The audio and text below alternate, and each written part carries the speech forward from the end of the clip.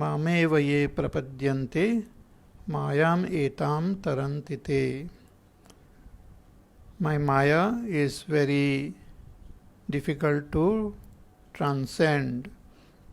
It is divine, having these three gunas, but very difficult to transcend. But those who surrender to me, for them it is very easy. They will easily transcend this Maya.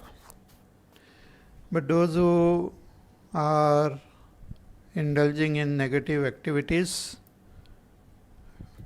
having foolishness and taking support of Asuri, Sampatti, etc., such people, they don't surrender to Ishvara. But those who are following the path of Punya, path of Dharma, they worship Ishvara. And four types of devotees Bhagavan mentions: Artha, Jidnyasu, Artharthi, Jnani cha, Bharatarshabha. And out of these four, Jnani is the supreme, the most wonderful, because Jnani has realized his oneness with Ishvara. So for a Jnani, Ishvara is very dear, and for Ishvara also, Jnani is very dear. So all these devotees are good, but ultimately we have to strive to become Jnani Bhakta. So out of many human beings, only few strive on this path and very few succeed.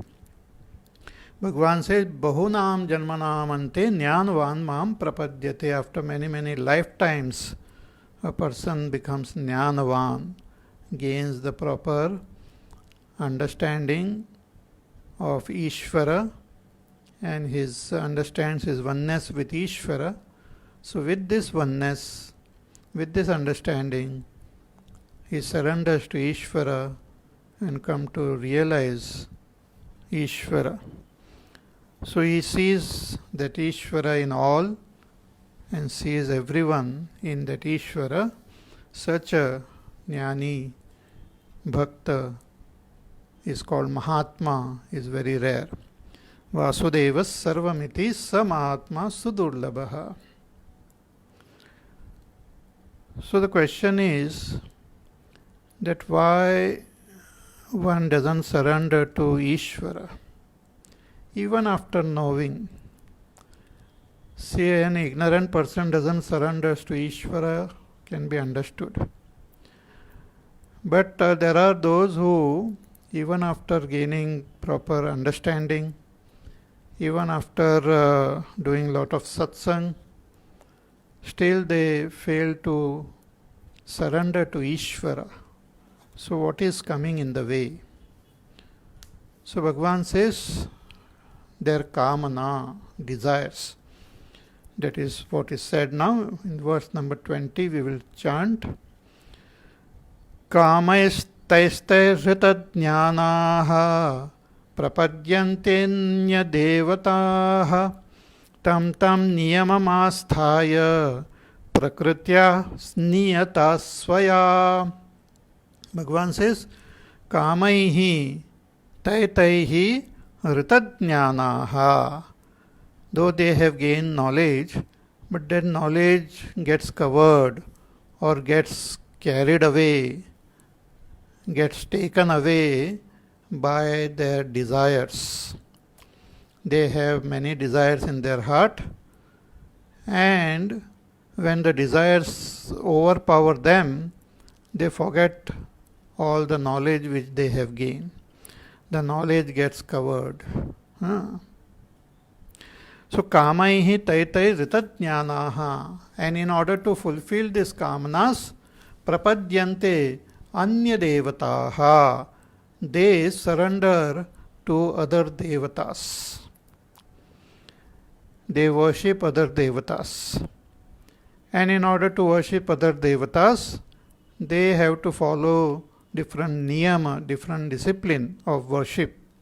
So tam niyamam asthaya, dedicating themselves to different types of disciplines, they worship this devata prakritya niyata swaya, propelled by their own prakriti, by their own swabhav, by their own samskar. They worship these different devatas in order to fulfill their different types of desires. See, we have seen about these different devatas. One is that these 33 types of devatas which we have seen in the third chapter also, that these 12 types of Aditya devatas, then 11 Rudra devata, then 8 Vasus, then Indra and Prajapati. In our regular puja, we worship these devatas also. These devatas are there even guiding, controlling our senses, our mind, our intellect, the pranas. So regular worship of this devata is that nitya karma which is explained in our shastras. But when we do this nitya karma, dedicating all these karmas to Ishvara, even while worshipping these devatas, if we recognize Ishvara in all those devatas and dedicate our puja to Ishvara, then this becomes the beginning of this becomes Karma Yoga only. In Karma Yoga, we worship, we do our Nitya Karma, but dedicate everything to Ishvara. But those who don't have this Karma Yoga attitude, those who don't have this Nishkamta, freedom from their desires, then they worship these devatas directly in order to fulfill their desires. So there are not only these 33 types of devatas, but there are many other devatas also. Like Sthana Devata, of every place there is a devata. So Sthana Devata is there. Then Grama Devata is there. Of a village also there is a devata. Then Kula Devata is there, of our family.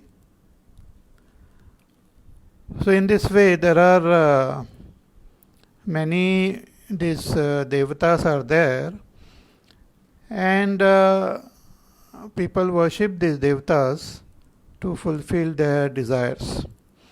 There are different niyams. So certain devatas, they have to be worshipped on certain day, at certain time, with certain dravya, certain offerings. Different devatas, they like different types of offerings. So, and different types of mantras are there. So following all these niyamas, when we worship these devatas, then our kamnas get fulfilled depending on our puja and how we have done it and all. So our kamnas get fulfilled. Now this, when we follow this path of Karma Yoga, we have to first learn to make all our karmas more and more nishkam, free from all our selfish desires.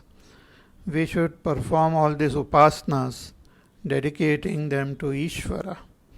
We have seen in the third chapter, Bhagavan has said, कि यज्ञार्थात् कर्मणोऽन्यत्र लोकोऽयं कर्म बन्धनः, that all karmas lead to bondage except those karmas which are dedicated to Ishvara. So we should dedicate everything to Ishvara. But those who don't have this understanding and don't follow this path of Karma Yoga, they worship these different devatas. Now, let us try to contemplate and understand this Devata Upasana properly. See, our scriptures talk about worshipping these devatas, Devata Upasana. Those upasanas can be done in many ways. One is that we can directly worship those devatas. Like for example, Surya Devata. Surya Devata is Pratyaksha Devata. We can directly worship Surya Devata. Or we have Agni Devata, Vayu Devata, Akasha Devata. Or we have our Prithvi Devata. Directly we can worship. Or even like Govardhan Puja. Bhagwan told all those Vrindavan Vasis to do Govardhan Puja. So Govardhan is Pratyaksha. We can worship that Govardhan. That is directly worshipping these devatas. But there is another way of worshipping, that is through pratika. It's called pratika upasana. We take some symbol of those devatas and worship those devatas. Not directly, but indirectly. So such pratika upasanas are also mentioned in our shastras. But one can worship Ishvara also directly, through this pratika. So we can do pratika upasana of Ishvara also. For example, we take some objects, as mentioned in our Shastra, as pratika of Bhagwan and worship. For example, this Shivalinga. So Shivalinga is Bhagwan's pratik only, as described in our Shastra. So we look at that pratika and meditate on Lord Shiva and worship Lord Shiva. That is the pratika upasana. But the pratik we should, and then that pratik we take as described in our Shastra. Not anything as we imagine. The pratiks are also described in our Shastra. For example, if you want to worship Vishnu Bhagwan, then we worship that Shaligram, him in that Shaligram. Just like we have our, we salute our country. So we have our national flag. So the national flag is as described in our constitution, as described in our law. That type of flag only should be used. We cannot say, no, I will use different colors in my flag. I will use some other country's flag. That is not allowed. So there are certain rules and regulations which one has to follow as guided by the constitution. That is only considered as valid. Suppose on Republic Day or on Independence Day, I hoist the flag, proper Tiranga, and salute it properly and sing the proper national anthem then that is considered as a proper worship or proper upasana of our nation. But if I do it differently, then that is not allowed. Then that is not considered proper. If this is understood, same thing is applicable to our upasana of the devatas we do. First of all, we should worship those devatas which are described in the Shastra. We should not try to worship, we should not worship imaginary and other devatas, because they are not devatas. All those who are devatas are mentioned in our Shastra. Their pratiks are also mentioned, and the way they should be worshipped are also mentioned. So taking the guidance from the Shastra, when we worship these devatas, then we get the proper benefit, we get the proper result. So that is a pratika upasana. Pratik means a symbol. We see one object, but we meditate on that which is represented by that object. Like we salute the flag, but though we are saluting the flag, it appears as though we are saluting the flag, but we are saluting the nation. So though we are doing, appears to be doing namaskar to the symbol, the pratik, but we are doing namaskar to that devata. If we are doing namaskar to Shivalinga, we are doing namaskar to Bhagwan Shiva only. Okay? So that's called pratika upasana. Now again, in this, sometimes we can invoke the presence of that devata in that pratik. When we do puja, we invoke the presence of the devata in the pratik, in the idol.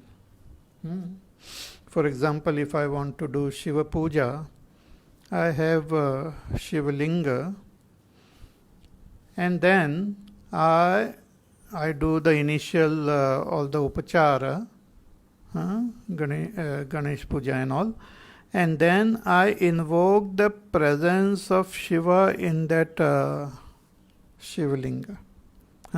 It's called avahan, prana pratishtha. We do the avahan of Bhagwan. Yavat puja vasanakam tavat tvam priti bhavena bimbesmin sannidhim kuru, and all we say. So after doing the avahan, then we do the puja of that devata. That time we consider that pratik itself as the devata. We superimpose the idea of the devata on the pratik and worship that pratik itself as devata.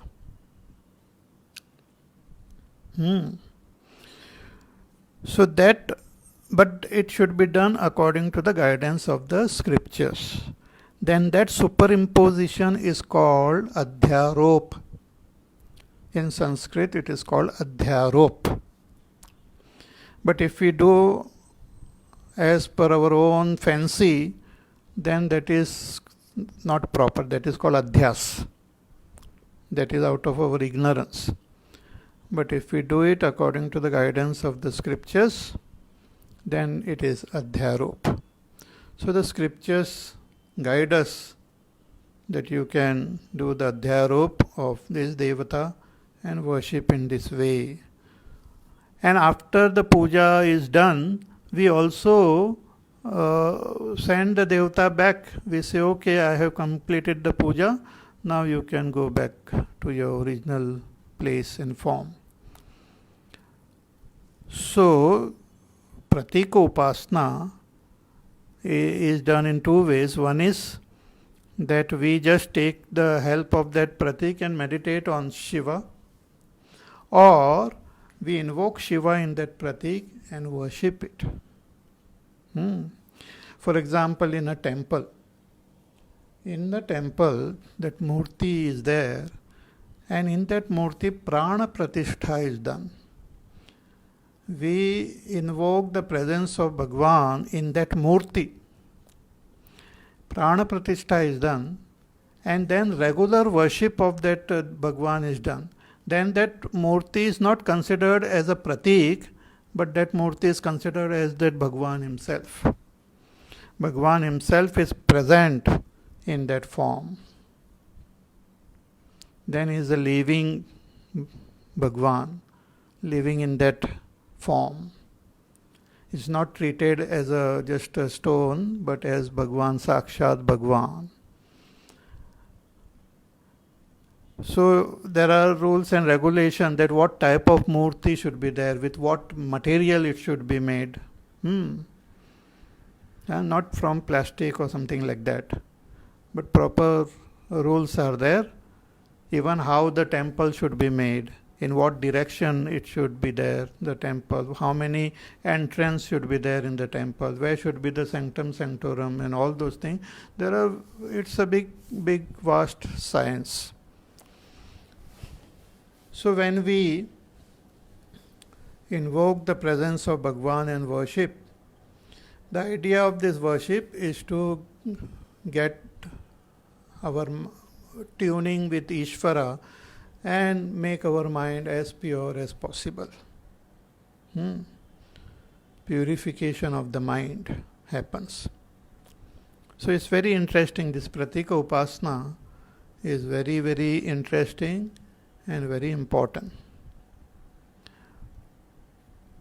So there are different types of these upasanas. As I said, we can worship the Devatas, or we can directly worship Ishvara, but through some pratik. So pratika upasana of Ishvara, or directly invoke Ishvara in that pratik and worship. More about this we will see as we go ahead.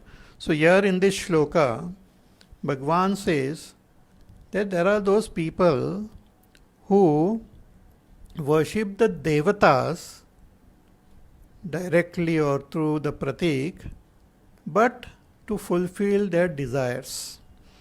So their whole attention is to fulfill their desires. So they take Devata just as a means to fulfill their desires.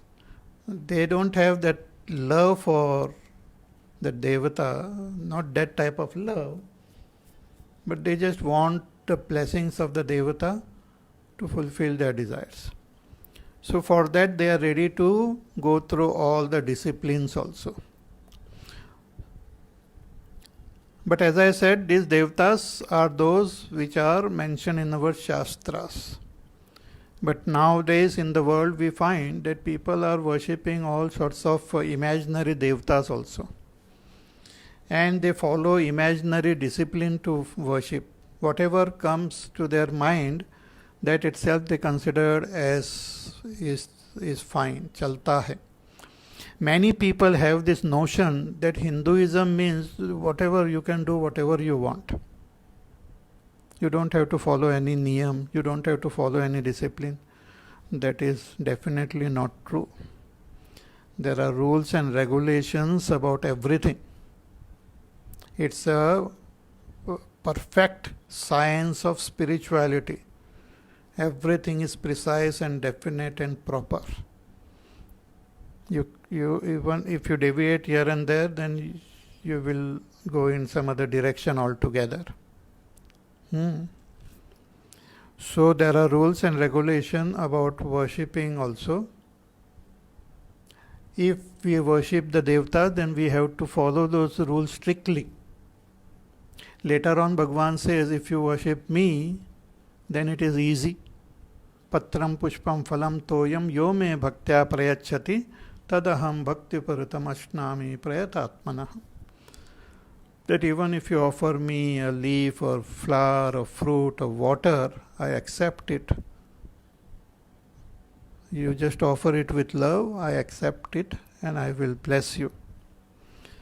But here Bhagwan is talking about those who are worshipping other devtas to fulfill their desires.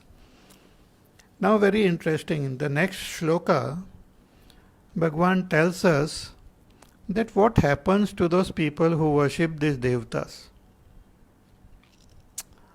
The psychology of this worship is very beautifully brought out in the next shloka, shloka number 21.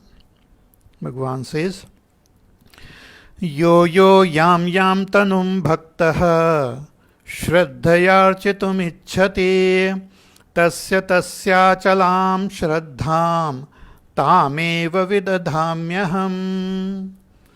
Bhagwan says that yo, whoever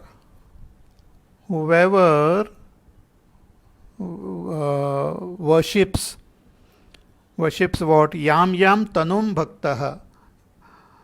They worship the devta in whatever form.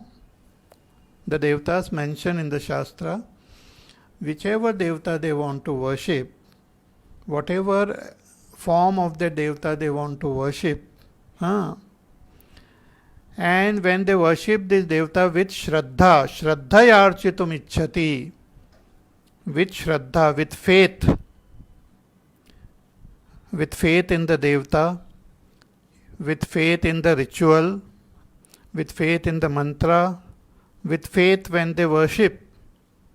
Shraddhaya architum ichhati. Then, a very interesting, Bhagwan says, Tasya tasya chalam shraddham tameva vidadhamyaham.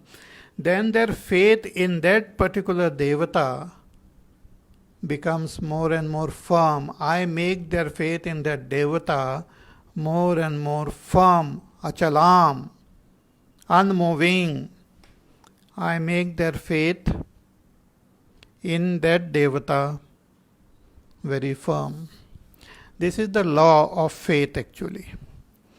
When with faith we do any puja or any upasana of any devata,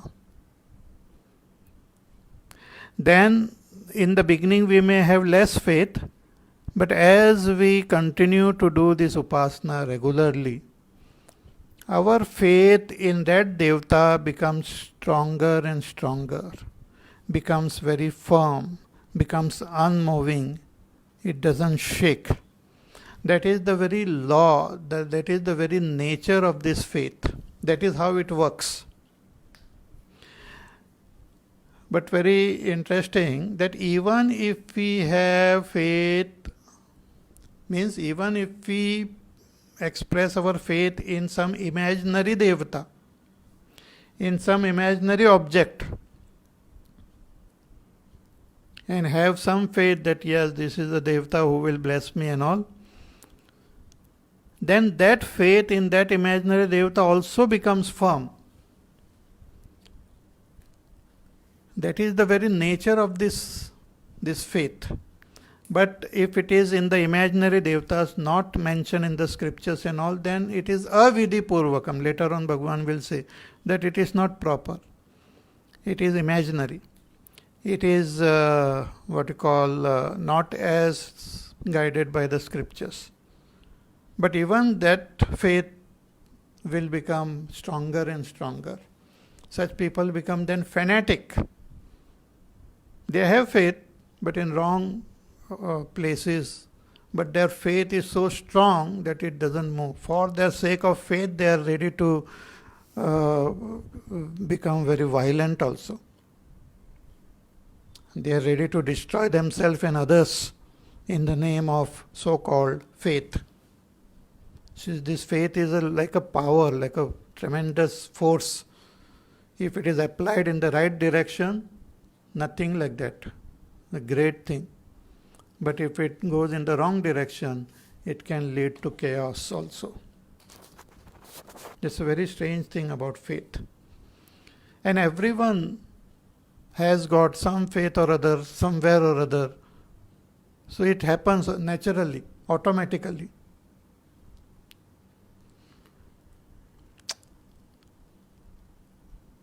See, when I will give my own example.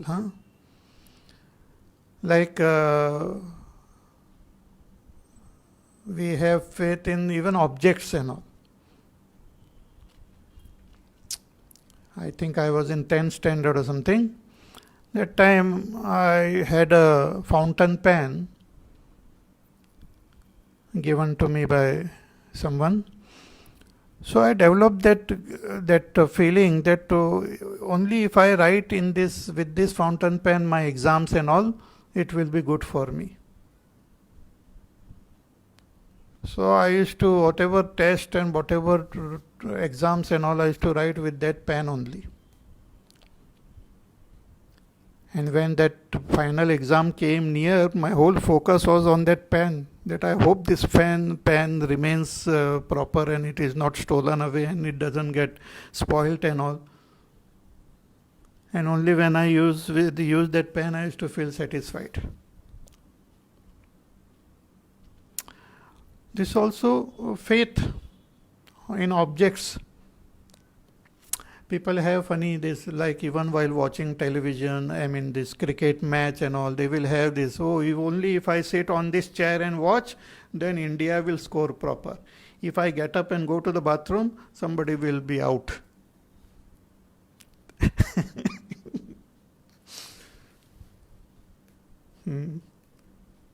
So Sachin Tendulkar is on 95 and I am getting that strong urge to go to the bathroom, but I say no, if I get up he will be out. But then I can't resist it, I have to go. So I go to the bathroom and he is out. And everyone in the family, they used to tell me, Arey, why did you go? You are such a foolish fellow. Because of you, he is out. Lucky charm and all those things. So these are faith. The play of faith, the psychology of faith. It's a big topic, huh? We won't go into it. But there are faith. So people have faith in different objects of this world. They have faith in some particular form of anything. It can be anything. Faith in some tree. Faith in some particular temple in some particular place. Faith in some mountain or river or something like that. So Bhagavan says the psychology of faith is such that if you start worshipping with particular intention, with particular type of faith, any object, your faith will become stronger and stronger and stronger in that. By chance, if it is something negative, something not proper, that also will become strong. You will become highly fanatic. Nobody can change you then. Then you will die for that. You will kill for that. And that is what we see in this world. All sorts of fighting and chaos is there in the world because of some this type of faith in this object and that object, or this devta and that devta. My devta is better than your devta. My God is better than your God. I will remove your God and place my God. So all these type of things are there, which Bhagavan has mentioned here. He says that is how the faith works, that with whatever object, devta you worship, with whatever faith you worship, whichever form of the devta you worship, your faith will become stronger and stronger and stronger. That is how the faith works. So yo yam tanum bhaktaha shraddhayarchitum ichchati tasya achalam shraddham. That shraddha become achala, means firm. Tameva vidadhamyaham. I only make that shraddha firm, means by nature the whole law of faith is such that it becomes firm. Even if we have faith in ourselves, it becomes firm. If we have faith in God, it becomes firm. If we have faith in some mantra, it becomes firm. Faith is a tremendous power, unimaginable. Therefore, with proper guidance and all, we should place our faith in the right place. Then it is good. Otherwise, it will take us in the wrong channel. So yo yo yam yam tanum bhaktaha shraddhayarchitum ichchati tasya tasya chalam shraddham tameva vidadhamyaham. But then there are people who say that no, I have faith in that and it gets fulfilled, my kamna gets fulfilled. People have different types of, then they do some vows also, mannat also. That if I walk to that temple every day for so many days, then all my this will get fulfilled. But who started it? Somebody started it and somebody did it, and I am also doing it. So different types of rituals get created around a particular type of faith also. Need not be guided by the scriptures, but all this type of things get created. And in certain times it gets a boom also. People undergo a lot of hardship to do all those vratas. They will carry Ganga Jal from one place and walk all the way to other place, and different types. Or they will go to a particular temple, falling down again and again, doing namaskar at every step and all. Different. Or sometimes they keep on rolling all the way to the temple. So different types of faith, it becomes stronger if you tell them, if you try to teach them something else, or if you try to tell them something, ask them about it, they will not be able to say. They will defend their faith like anything. And if you continue to be with them, you will also get totally inspired by that, and next time we will find you also rolling all the way to the temple.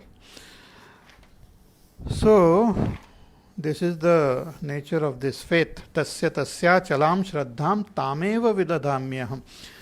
But then we worship this according to our faith, and our desires get fulfilled. So how it happens? How does it happen that our desires also get fulfilled? Bhagavan says, I will tell you how it gets fulfilled. He says in the next verse, Sataya shraddhaya yuktaha tasyaradhanamihate labhate cha tatak kaman mayeva vihitan hitan. Bhagavan says, with faith, when you worship these devatas. Here Bhagavan is talking about those devatas which are prescribed in our Shastra.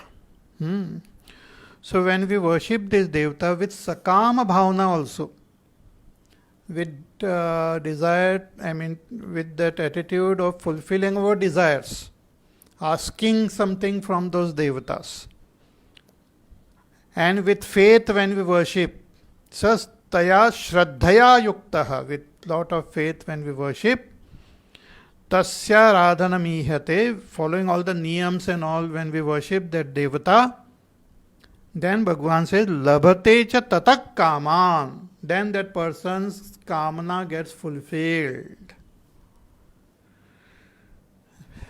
Some people, they worship in order to get some job, or they worship to become free of some ill health, or they worship to to get rid of some other problem in the family, or to get their children married, or to whatever.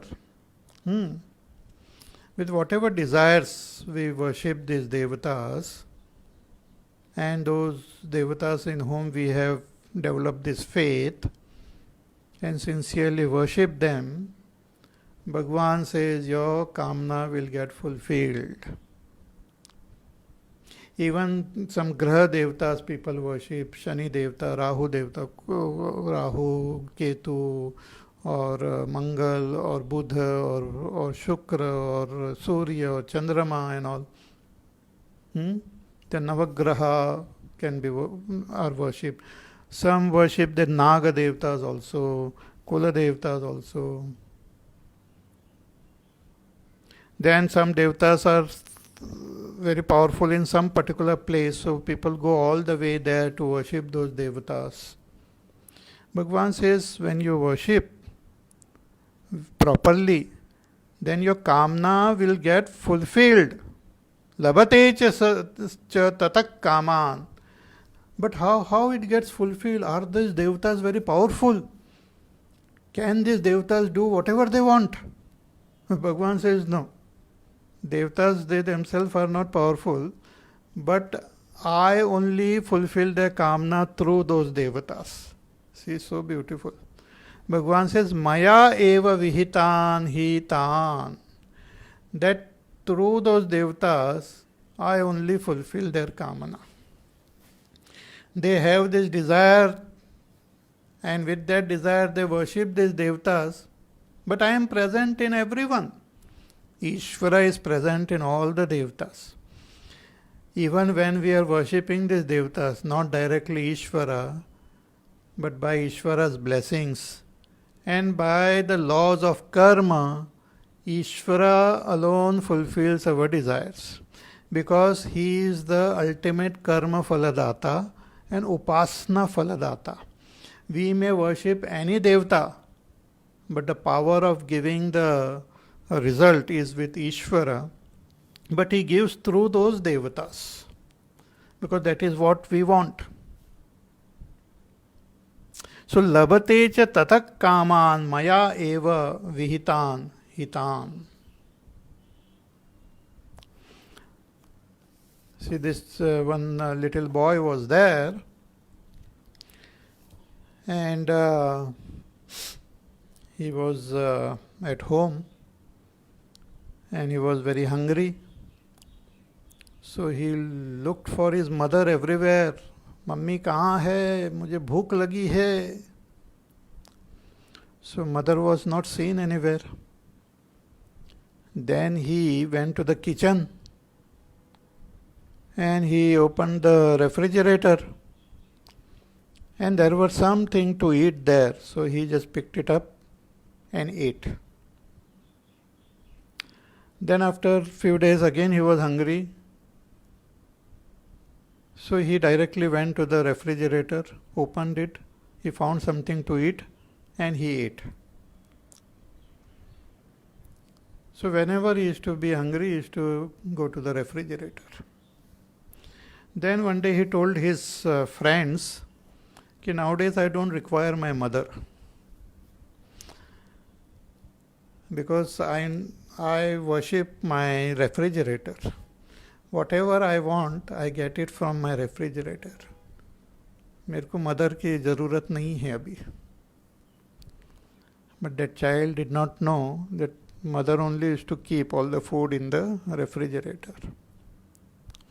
In the same way, we might be worshipping various devatas, but the ultimate power to give is with Ishvara. So Ishvara alone gives through those devatas, and he gives according to our karma. So when we do sakam upasana, then depending on our upasana, those results are, we gain those results, we acquire those results. So Shankaracharya ji writes कि परमेश्वरेण सर्वज्ञेन कर्म फल विभागज्ञतया, because Bhagavan knows what karmas you have done, what results you should get. So accordingly, through those devatas, Bhagavan only fulfills our desires.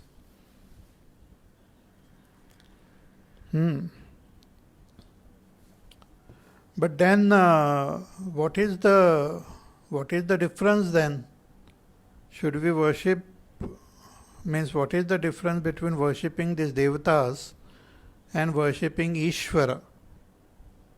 That is what is said now in the next verse. Bhagavan says, Antavattu phalam tesham tadbhavatyalpamedhasam devan devayajo yanti madbhakta yanti mamapi. Bhagavan says that the result which one gains through those devatas are limited. If we worship a particular devata, then we will get some result from that devata, though given by Ishvara only. But if we worship that Devata, then the result which will come through that Devata will be limited only. And that result will come to an end. So, antavattu phalam tesham bhavati tad bhavati alpamedasam. Therefore, Bhagavan calls such worshippers alpamedasa, means people of lesser intelligence, people with lesser wisdom, alpamedasa. So, such people with lesser wisdom who worship these devatas in order to fulfill their desires according to their worship, if it is done properly and all, their desires get fulfilled, but whatever their desires may be, the result will be limited. Therefore, Bhagavan calls such people alpamedasa.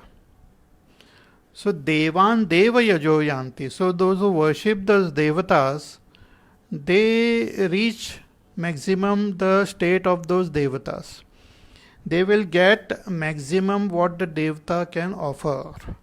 And every devata, they have their own limitations. Every devata is also jiva only. So they have their own limitation. They are also bound. They also have desires. They also have expectation. They also expect people to worship them, so they get nourishment. So in turn they fulfill the desires of these people. In the scriptures, it is even said that those who worship these devatas, they become like the pet animals of these devatas. So devatas, they get benefit from these people, and so devatas also give them something in turn. So devan deva yajo yanti. But the worship of Ishvara is something special, something unique, something great. Bhagavan says, those who worship me, mad bhakta yanti mam api, they attain me. Those who worship Ishvara, they attain Ishvara. Those who worship Ishvara, they attain moksha. They can attain everything. See, all that other devatas can offer, Ishvara can offer. When we worship Ishvara, he has got capacity to give us all that all the other devatas can give. And Ishvara can give us that which other devatas cannot give. Other devatas cannot give us moksha. Other devatas cannot give us result higher than their own capacity. So Bhagavan said, Devan deva yajo yanti, mad bhakta yanti mamapi. Those who worship these other devatas, they reach those other devatas, but those who worship me, they attain me. Now again little bit, We can worship Ishvara again as a pratik. We can do pratik upasana of Ishvara. Means we can have some pratik and we can meditate on Ishvara taking the help of that pratik. For example, Lord Shiva is there. So we can just look at this pratik and remember Bhagwan Shiva and meditate on Bhagwan Shiva. That is pratika upasana of Shiva. Shiva is Ishvara only. The Sagun Sakar Ishvara or Sagun Nirakar Ishvara. We can meditate on Shiva, or we can invoke Shiva directly on the in Shivalinga and worship him. So invoking the presence of Shiva and worshipping him is also pratika upasana. Okay.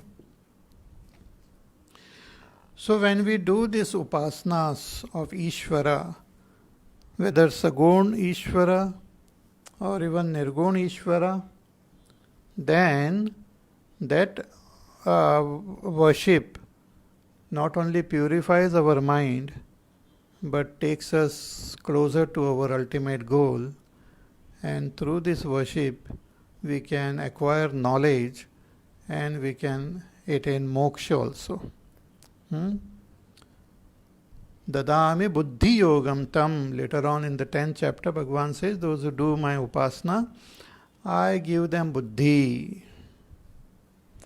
And in the 12th chapter, Bhagavan will say that whether you worship the me with form or without form, Vyakta or Avyakta, both of them will attain me. Both of them ultimately attains me only.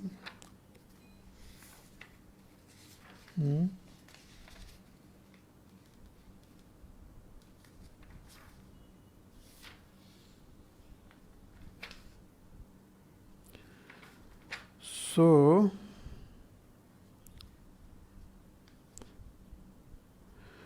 te praptvanti mameva sarvabhuta hite rataha. So Avyakta Upasak also attain me and Vyakta Upasak also attain me. So here Shankaracharya ji, he writes that the worship of these devatas and worship of Ishvara, the effort is same. He says, evam samane api ayase Mam eva na prapadyante ananta falaya. Even though the effort is same, people don't worship Ishvara directly, through whom they will get ananta phala, infinite result. So aho khalu kashtam vartante iti anukrodham darshayati Bhagwan. So Bhagwan himself is expressing this thing that, oh, it is so sad that people directly don't worship me. If they directly come to me, they will get infinite result.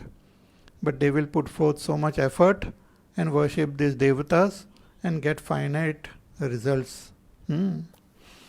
So this is a very interesting point. So please contemplate on it. And more about this we will see in our class tomorrow. Tomorrow is Janmashtami also. So we will do some prayer and chanting. And we will do this class also because studying Bhagavad Gita is also Bhagwan's puja, upasana. Bhagwan likes. Bhagwan says, one who studies Gita are very dear to me. So we will study our Gita and also remember Bhagwan, chant some prayers. Okay? So till then, you take care. Take care of yourself. Be safe, happy, peaceful, healthy. Do your work, do your upasana. And we will meet again tomorrow. Hari Om. Shri Ram Jaya Ram Jaya Jaya Ram. Shri Ram Jaya Ram Jaya Jaya Ram. Shri Ram Jaya Ram Jaya Jaya Ram. Shri Ram Jaya Ram Jaya Jaya Ram. Shri Ram Jaya Ram Jaya Jaya Ram. Shri Ram Jaya Ram Jaya Jaya Ram. Shri Ram Jaya Ram Jaya Jaya Ram. Shri Ram Jaya Ram Jaya Jaya Ram. Shri Ram Jaya Ram Jaya Jaya Ram. Shri Ram Jaya Ram Jaya Jaya Ram. Shri Ram Jaya Ram Jaya Jaya Ram. Shri Ram Jaya Ram Jaya Jaya Ram. Shri Ram Jaya Ram Jaya Jaya Ram. Shri Ram Jaya Ram Jaya Jaya Ram. Shri Ram Jaya Ram Jaya Jaya Ram. Shri Ram Jaya Ram Jaya Jaya Ram. जय जय राम, जय जय राम। बोलिए सियावर रामचंद्र भगवान की जय। ओम पूर्णमदः पूर्णमिदं पूर्णात् पूर्णमुदच्यते पूर्णस्य पूर्णमादाय पूर्णमेवावशिष्यते। ओम शांति शांति शांति।